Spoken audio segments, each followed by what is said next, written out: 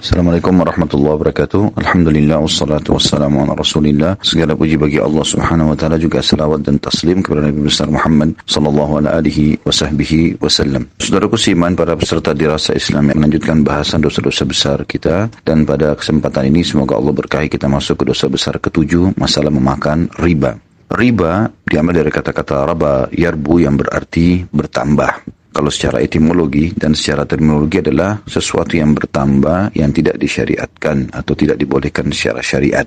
Banyak sekali contoh-contoh masalah riba ini, di antaranya adalah kalau seseorang meminjamkan uang kepada orang lain, kemudian uang itu dituntut untuk kembali lebih daripada yang dipinjamkan. Misal seseorang berhutang 1 juta, lalu pemilik uang mengatakan kamu harus mengembalikannya 1.100.000, maka ini masuk dalam masalah contoh riba.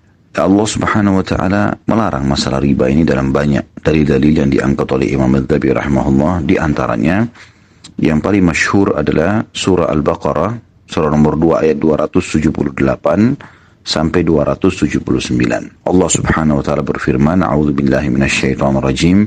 Ya ayyuhalladzina amanu taqullaha wa dharu ma baqiya minar riba in kuntum mu'minin, fa in lam taf'alu fa'dhanu biharbin minallahi wa rasulih wa in tubtum falakum ru'usu amwalikum la tadlimuna wa la tudlamun."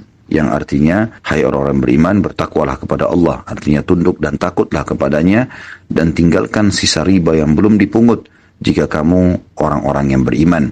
Maka jika kamu tidak mengerjakan atau meninggalkan sisa riba, maka ketahuilah bahwa Allah dan Rasulnya akan memerangimu. Dan jika kamu bertaubat dari mengambil riba, maka bagimu pokok hartamu, kamu tidak menganiaya dan tidak pula dianiaya. Ayat ini sangat jelas tentang masalah hukumnya haram bila orang menghutangkan orang lain, kemudian dia memberikan syarat harusnya bertambah uang yang dipinjamkan tersebut.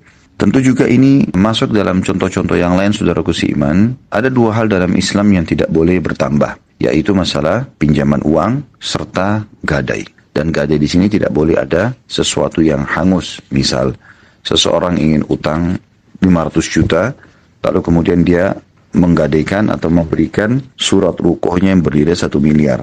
Dengan kesepakatan akan dibayar sebulan. Ternyata setelah sebulan dia tidak bisa membayar. Maka pemilik jaminan yang sedang memegang jaminan tersebut boleh menjual ruko tadi dengan harga yang dia bisa dapatkan di pasar. Misal dia dapatkan harga 1 miliar. Maka dia cukup mengambil hak dia saja 500 juta.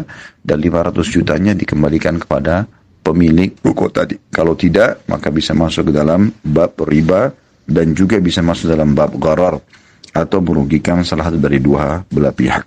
Orang yang terus ngotot memakan riba, setelah datang kepada dia hujjah atau argumentasi, maka diancam oleh Allah Subhanahu wa taala akan kena penyakit gila. Sebagaimana Allah Subhanahu wa taala menjelaskan di dalam Al-Qur'an dalam surah Al-Baqarah ayat 275. A'udzubillahi minasyaitonir rajim. Alladzina ya'kuluna riba la yaqumuna illa kama yaqumu alladzi yatakhabbathu asyaitanu minal mas. Dzalika bi annahum qalu innamal bai'u mithlu riba wa ahallallahu al-bai'a wa harrama ar-riba. Faman ja'ahu mau'idatun min rabbih fantaha falahu ma salafa amru ila Allah wa man 'ada fa ulaika ashabun nari hum fiha khalidun.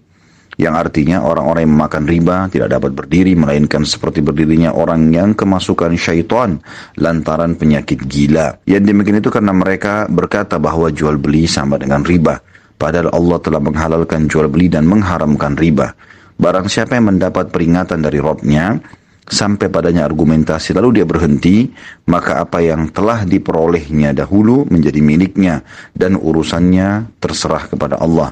Barang siapa yang mengulangi, maka mereka itu penghuni neraka dan mereka akan kekal di dalamnya. Ayat ini akan kita bagi menjadi 3 bagian dalam pemahamannya. Potongan pertama adalah ancaman Allah Azza wa Jalla kepada orang yang memakan riba, sementara argumentasi telah sampai padanya tentang hukum halal haramnya, kemudian dia tetap ngotot, maka dia dipastikan terkena penyakit gila. Sebagian ulama mengatakan kemungkinan adalah yang dimaksud dia akan stres berat karena banyaknya tagihan hutang dan berlipatnya bunga-bunga daripada riba itu, maka membuatnya seperti orang yang gila.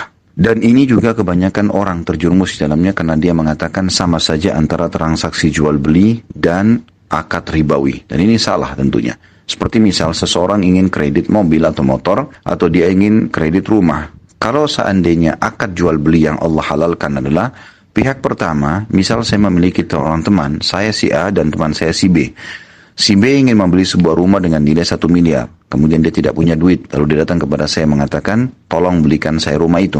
Lalu saya mengatakan, baiklah, saya akan belikan rumah itu 1 miliar, tapi saya akan jual kepada Anda dengan 1,2 miliar.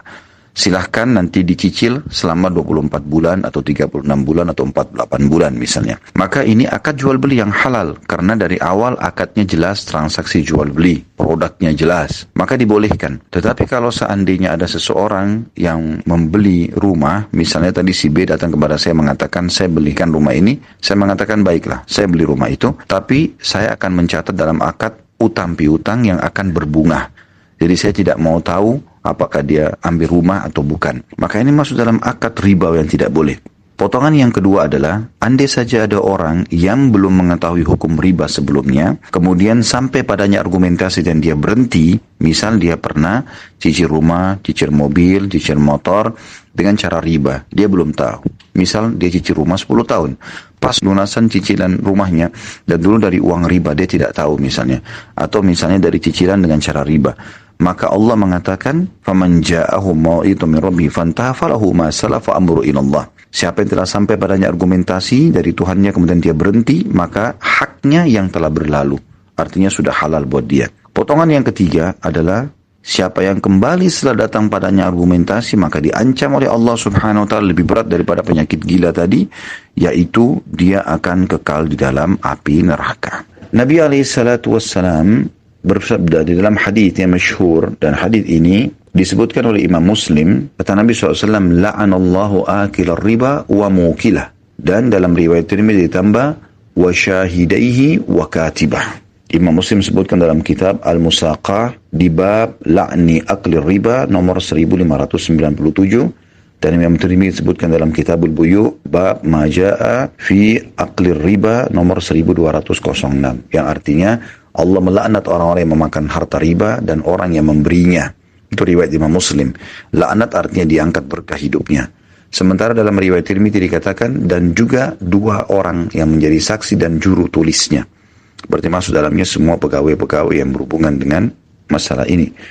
Begitu pula dengan hadis yang diriwayatkan oleh An-Nasa'i, disebutkan dalam Kitabuz Zina bab Al-Mutawashimat di jilid 8 halaman 147 dengan lafaz anna Rasulullah sallallahu alaihi wasallam la'ana akil riba wa mukilahu wa katibahu wa mani as-sadaqah. Bahwasanya Rasulullah SAW melaknat orang yang makan riba, orang yang memberikannya, orang yang menjadi juru tulisnya, dan orang yang tidak mau membayar zakat. Juga dalam sabda Nabi SAW, akilur riba wa mukiluhu wa katibuhu idza alimu dzalika mal'ununa ala lisani Muhammadin sallallahu alaihi wasallam yaumal qiyamah. Orang yang memakan harta riba dan orang yang memberikannya serta juru tulisnya, apabila mereka mengetahui hal itu, maka mereka terlaknat menulisan Nabi Muhammad SAW pada hari kiamat. Dan ini tentunya saudaraku seiman ancaman yang sangat tegas. Dan dalam hadis yang masyhur diriwayatkan oleh Bukhari Muslim, sabda Nabi SAW, "Ijtanibus sab'al mubiqat." Jauhilah 7 dosa yang membinasakan. Qalu wa ma hunna ya Rasulullah. Maka para sahabat bertanya, apa saja itu wahai utusan Allah? Qala asyirku billah. Maka Nabi SAW mengatakan syirik kepada Allah. Was-sihr, dan melakukan atau praktek sihir. Wa qatlun nafsi allati haramallahu illa bil haqq, dan membunuh jiwa yang telah Allah haramkan kecuali dengan alasan yang benar. Wa aklur riba, ini saksi bahasan kita, dan memakan harta riba. Wa aklu malil yatim, dan memakan harta anak yatim. Wa tawalli yaumaz zahf, dan lari dari kancah peperangan. Wa kadhful muhsanatil ghafilatil mu'minat, dan menuduh wanita baik-baik yang sedang lalai mukminah berzina. Saksi bahasan kita adalah masalah riba. Semoga Allah Subhanahu wa taala menyelamatkan kita dari dosa yang berbahaya ini, dan semoga saja Allah Subhanahu wa taala membukakan bagi umat Islam terutama di negara kita Indonesia agar lepas daripada riba ini. Subhanakallahumma bihamdika asyhadu an la ilaha illa anta astaghfiruka wa atubu ilaik. Wassalamualaikum warahmatullahi wabarakatuh.